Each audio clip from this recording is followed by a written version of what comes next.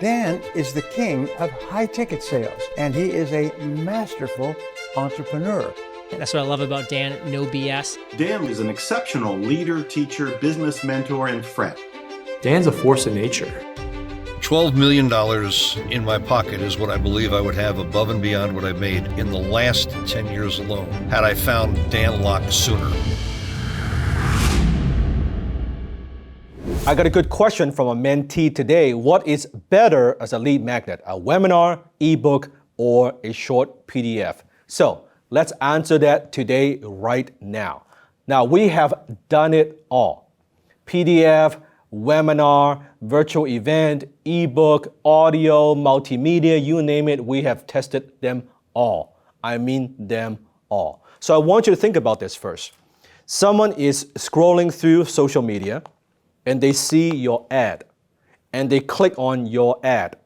And now out pops a landing page, a lead magnet page. Hey, give us your name and email. We're gonna give you this in exchange. Now think about this.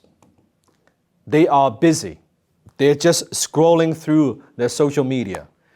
Now, if you're asking them for, hey, give me your name and email, I'm gonna give you a 90-minute webinar, that is a big ask. You think about it. Not only you're asking them for the information, so permission to market to them, you're asking them to give you 60-minute, 90-minute of their time when they're on the go, they're just scrolling something, or they've got other things going on, or the kids are screaming in the background, or they're driving somewhere, or they're waiting on something. Does that make sense? That's a big commitment to ask. So it's like this. I'm gonna give you a dating metaphor. You just met someone casually at the bar for 3 seconds. And you say, and you ask them, would you like to go out with me right now to a 90-minute candlelight dinner? You don't know me yet. That's a big ask. Even if the person is hungry, that's a big ask, right? That's asking for a lot. That's what you're doing when you say, hey, you don't know me from Adam. You click on my ad, give me 90 minutes of your time. No, I'm not gonna give you 90 minutes of my time.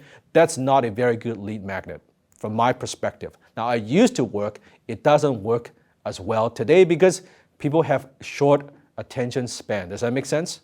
So let me give you another example. Same scenario, you just met someone, they don't know you, and you are telling them, hey, you know what? We just met for 3 seconds. Let me tell you all my history. Right? Let me give you my 889-page ebook. Let me tell you I've got 3 kids. Let me tell you I have been divorced. Let me tell you every single romantic relationships I've ever had in my entire life. They're like, what the heck? This is too much. Well, when you offer them your 854-page ebook up front as a lead magnet, that's what you are doing. You might think you are impressing them. You might think you're over-delivering. You're not. You're turning them off. So instead, what you should do, you make it very, very low friction and low commitment or no commitment. Hey, you just met someone, how about not even a phone number? How about let's connect through Instagram? Let me add your IG, you add my IG or WeChat or something like that. Very, very low commitment. And here's the thing, you make it no risk. No risk to the prospect, meaning they could ignore you. So maybe they don't like you, but they add your IG and you connect, and if you send a message, they could easily block you, ignore you. That's okay. That's low barrier of entry. They don't want to tell it to your face. That's fine. It's the same thing. People could ignore your emails. That's fine. Low commitment.